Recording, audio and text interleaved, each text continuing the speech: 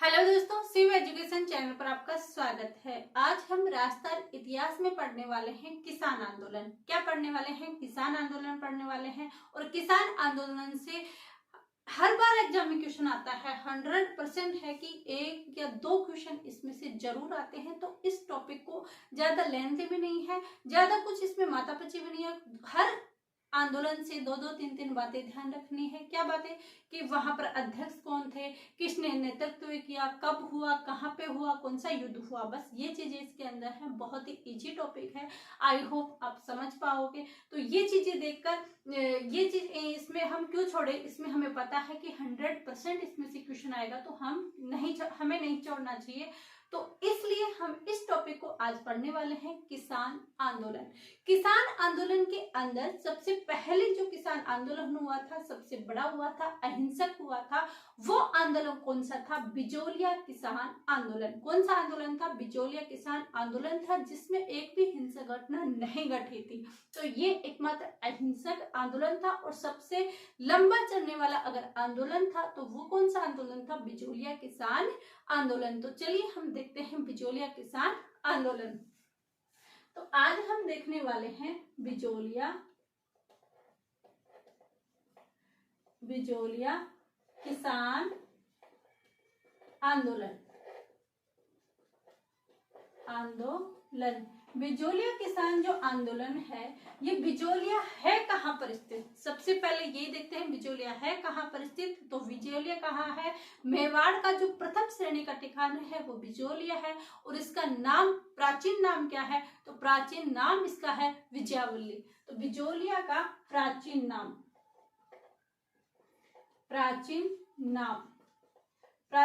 क्या है? विजयावल्ली। प्राचीन नाम क्या है? विजयावल्ली है।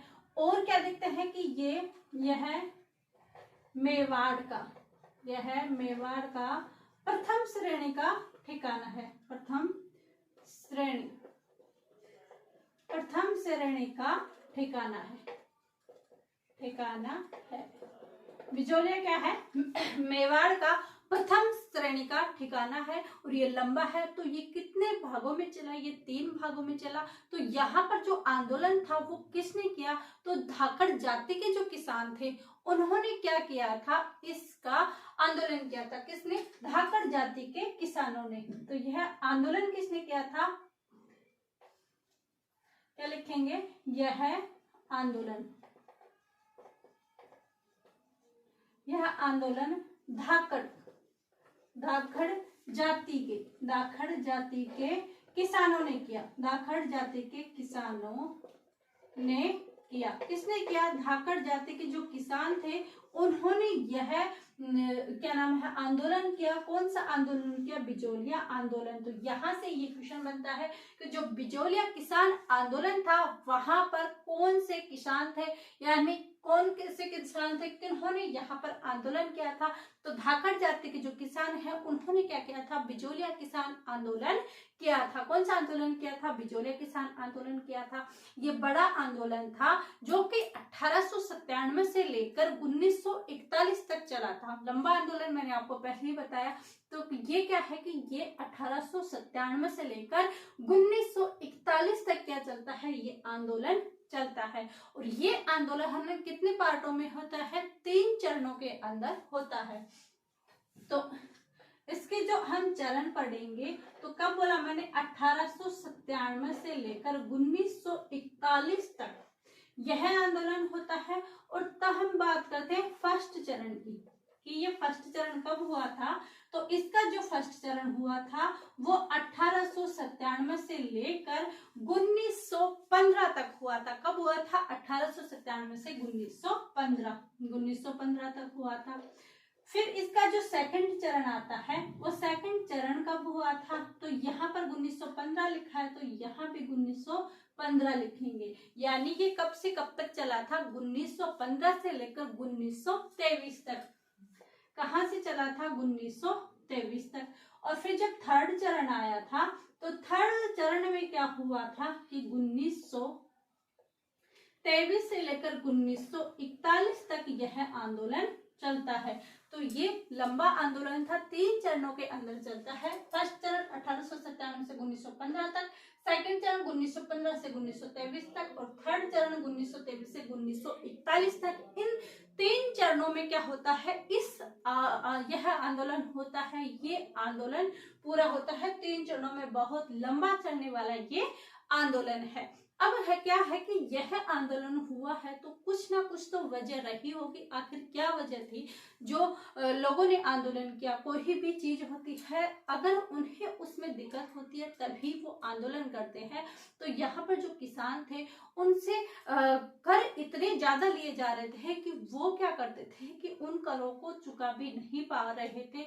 अगर वो किसी किसान से भी किसी और से भी उधार लेके भी दे रहे थे, पर उसमें भी उनकी नहीं हो रही थी, उनके कर नहीं चुक पा रहे थे। इस वजह से और फिर अगर हर साल ही ये कहानी रहती थी कि उनके उधार कोई देता भी नहीं था, तो ऐसे में उनके मार ज्यादा पड़ गई थी कि कर भी नहीं चुक रहे थे और ऊपर से दबाव भी ज्यादा बन रहा था। तो इस वजह से किसानों ने क्या किया, आंदोलन किया। तो क्या था कि आंदोलन करने का कारण क्या था कि इनके ऊपर 84 प्रकार के कर लगाए हुए थे। कितने प्रकार के? 84 प्रकार के कर लगा हुए थे और इनका जो भू राजस्व था वो भी उच्च था, इनका उच्च भू राजस्व था। और इनके कर कितने थे, कितने कर इनके लगाए हुए थे? 84 प्रकार के कर लगाए गए थे। और बेगार, ये बेगार का अर्थ क्या है कि आदमी को काम करवा लेते थे लेकिन उसकी मजदूरी नहीं देते थे। यानी अपन किसी भी व्यक्ति को अपने पास आए, अपन ने उनको काम किया, अपना काम करवाया, लेकिन हमने उस काम के बदले उसकी मेहनत का कुछ रुपए कुछ पैसे हमने उसको नहीं दिए, तो वो क्या हो गई, बेगार। तो इनको क्या करवाया था, बेगार करवा रहे थे, बिना फालतू में इनसे मेहनत करवाते, पैसे भी नहीं दे रहे थे। और लाता कुत्ता, लाता कुत्ता यानी फसल जो खड़ी रहती थी उस पर खड़ी फसल के ऊपर अंदाजा लगा कर क्या करते थे, ये कर घोषित कर देते कि इसमें इतना अनाज होगा तो आपको इतना कर देना है। लेकिन पहले क्या था कि जब फसल तैयार पक जाती थी, तैयार हो जाती, उसको निकलवा लेते थे, उसके बाद उसमें से वो ले जाते थे कर, तो उनके नुकसान नहीं होता था क्योंकि उसमें जो पैदावार है उसमें वो लेके चले जाते थे, बाकी उनके पास बच जाता था। लेकिन वो खड़ी फसल पे क्या है कि वो अंदाजा लगाता था, तो जो खड़ी फसल है उस पर वो जैसे किसी में अगर 5 है तो वो 7 बोरियों का अंदाज लगाकर उसमें चला जाता था। तो लेकिन किसान 2 बोरी एक्स्ट्रा कहाँ से लेके आता था? तो ऐसे में क्या था, ये लाता और कुत्ता, इनकी बेगार और ये उच्च भू राजस्व और इनके इतने ज्यादा कर हो जाने की वजह से किसानों के अंदर शांति फैल गई, बहुत ज्यादा अराजकता उत्पन्न हो गई, किसान बहुत ज्यादा परेशान हो गए और परेशान होकर ही उन्होंने क्या किया, आंदोलन किया। तो ये कारण हम लिखते हैं। तो इसका जो कारण था वो कारण क्या था, 84 प्रकार के कर, 84 प्रकार के कर लेते थे। और क्या लेते थे, बेगार, लाता कुत्ता, क्या लेते थे, लाता और कुत्ता। ये एग्जाम में आ चुका है कि लाता और कुत्ता।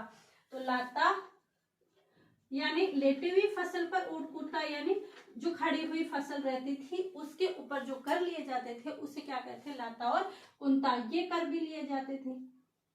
जो और बेगार, लाता कुंता उच्च भू राजस्व, क्या लेते थे, उच्च भू राजस्व, ये इनसे लेते थे। और इन सारी चीजों से परेशान होकर किसानों ने क्या किया, आंदोलन किया। और क्या लिया करते थे, चौरी कर लिया करते थे। चौरी कर यानी बेटी का अगर विवाह होता था तो उस पर तय कर दिया गया था, इसमें किसी में 5 भी बताते हैं, किसी में ज्यादा भी बताते हैं।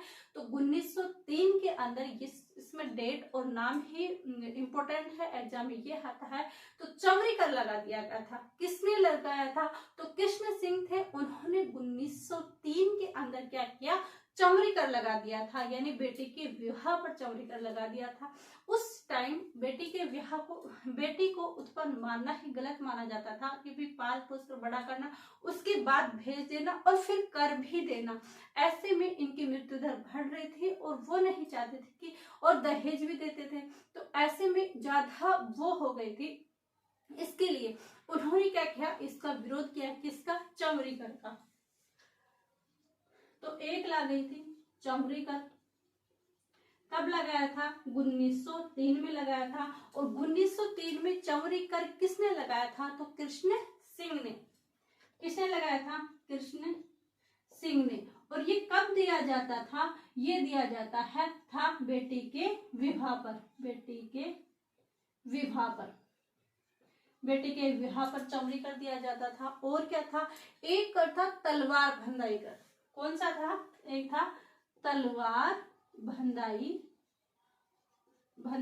कर। तलवार बंदाई कर ये कब लागू हुआ?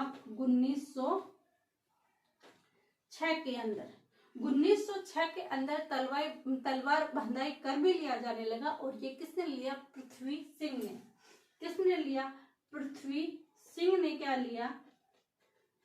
तलवार बंदाई कर। यानी जब नया राजा बनता था तब तलवार बांधी जाती थी, तब जनता से कर लिया जाने लगा। तो ये कौन सा कर है? तलवार बंदाई कर है। पहले राजा थे, फिर ये कर सामंत देते थे, लेकिन बाद में सामंतों ने जनता से लेना चालू कर दिया। इससे जनता में आक्रोश उत्पन्न हो गया कि इतने सारे कर वो कैसे चुकाएगी। तो ध्यान रखना, कारण क्या थे? 84 प्रकार के कर थे, बेगार थे, लाताकुता थी और उच्च भू राजस्व के कारण इनमें आक्रोश हो गया और चौमरीकर इन पे लगा दिया था। 1903 के अंदर कृष्ण सिंह ने और 1906 में पृथ्वी सिंह ने क्या लगा दिया था? तलवार बंदाई कर लगा दिया था। तो ऐसे में ऐसी स्थिति उत्पन्न हो जाने से किसान बहुत ज्यादा परेशान हो गए और उन्होंने आंदोलन शुरू किया।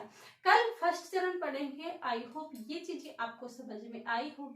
समझ में आई है तो कमेंट कीजिए कि ये चीजें आपको कैसे लगी और क्लास से अधिक शेयर कीजिए ताकि जिन स्टूडेंटों को क्लासों की आवश्यकता है वो कोर्स नहीं ले पाते उनको तक यह क्लासें पहुंच पाए। आई होप ऐसा करोगे और क्लासें पसंद आती है तो लाइक कीजिए, शेयर कीजिए एंड सब्सक्राइब कीजिए। आप सभी का धन्यवाद। Thank you.